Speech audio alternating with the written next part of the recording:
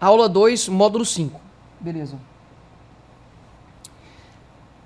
E agora nós vamos ver a questão histórica de como surgiu de fato o movimento feminista. Eu tenho certeza que você já viu várias histórias de como começou a luta da mulher, mas na verdade não a verdadeira.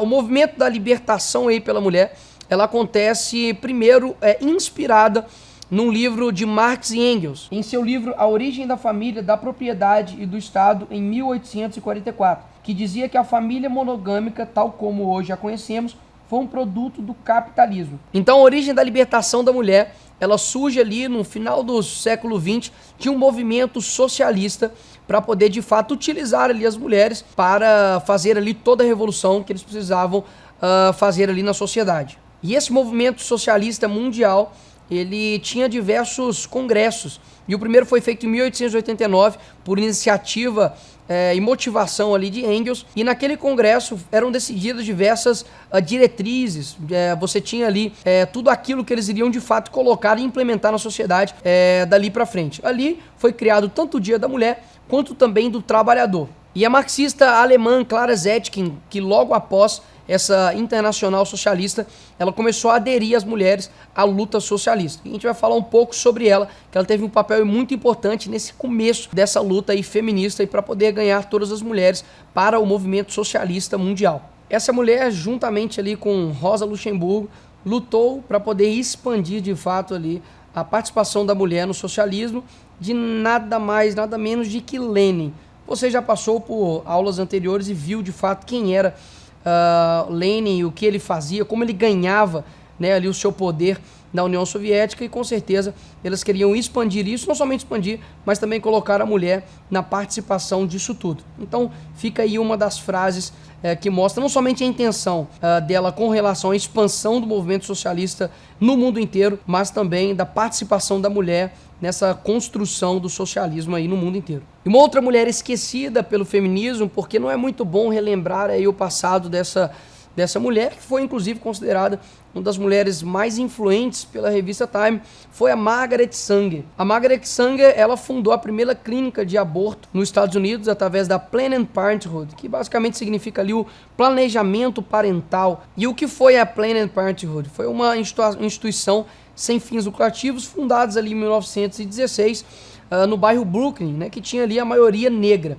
Você pode parar e pensar que isso talvez foi um acaso, isso foi simplesmente uma escolha sem pensar, mas de fato não foi. Profissionalmente, Margaret Sanger, ela era uma enfermeira que em 1916 lutou ali frente e testemunhou ao Senado Federal em busca da Population Congress, que basicamente era para poder fazer uma eugenia negativa, para poder ali tirar todos os impróprios e ineptos da sociedade. Sua proposta ali, de fato, de segregação era para proporcionar uma verdadeira humanidade, como ela diz, e de fato criar ali uma raça superior que de fato só eles, né, poderiam ali conviver e viver em sociedade. E em sua autobiografia, para poder de fato comprovar esse senso, né, essa vontade eugenista que ela tem de fato segregar as pessoas, onde algumas ali merecem, né, viver e outras não merecem viver, ela tinha estreitos laços com o Ku Klux Klan. Dá só uma olhada que ela fala na sua autobiografia. Eu aceitei um convite para conversar com o ramo das mulheres do Ku Klux Klan.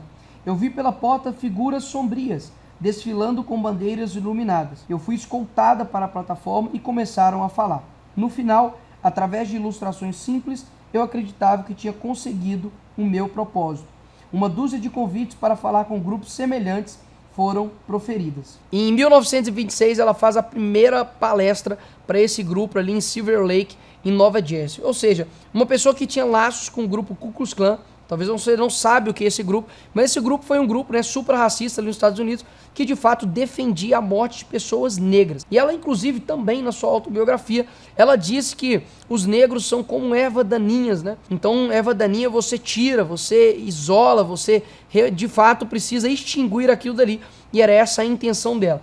Então, quando você para pensar que uma mulher, né, que foi considerada aí uma das mais influentes pela revista Time, e é um símbolo para o movimento feminista, que defendia o aborto não como uma maneira de saúde pública para a mulher, mas de fato para poder cometer ali um aborto, uma segregação das pessoas que mereciam viver e daquelas que não. E eis aqui uma das frases da maior feminista aí do século XX. Secretamente investir em áreas não brancas instalando clínicas de aborto em guetos de negros, solicitar ajuda em dinheiro para criar clínicas de aborto, preferencialmente em áreas não brancas. O controle de natalidade em si, muitas vezes denunciada como uma violação da lei natural, é nada mais nada menos do que a facilitação do processo de eliminar o inapto, de impedir o nascimento de defeituosos ou de quem vai se tornar defeituoso. E isso, atualmente, por exemplo, na Islândia, obteve um incrível sucesso. Como, por exemplo, não há mais nascimento de crianças com síndrome de Down. Por conta do avanço da tecnologia, não. Porque, de fato, eles aplicaram ali o que Margaret Sanger lá atrás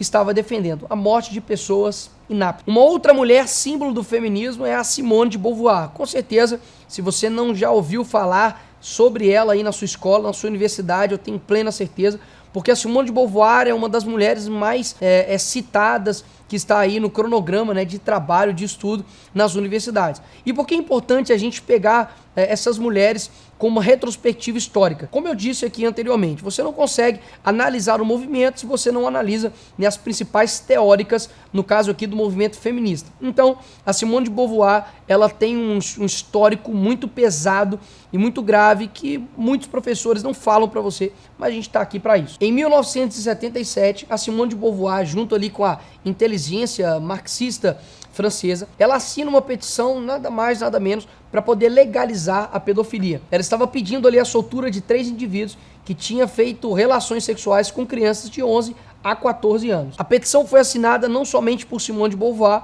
mas também ali seu marido, né, Jean-Paul Sartre, e diversas outras autoridades, e isso foi postado inclusive no jornal Le Monde na época. E vou ler aqui um trecho da petição assinada para você ver o absurdo de fato do que uma feminista ali estava defendendo em 1977. Tanto o tempo em prisão preventiva para investigar um simples assunto de libertinagem, onde as crianças não foram vítimas do mais pequeno tipo de violência, mas pelo contrário, testemunharam perante os magistrados investigadores que haviam consentido. Embora atualmente a lei lhes negue o direito ao consentimento, tanto tempo em prisão preventiva, nós consideramos um escândalo neles mesmos. Basicamente, eles estavam pedindo ali a soltura e nem mesmo a prisão preventiva daqueles ali adultos que tinham feito sexo com crianças de 11 a 14 anos.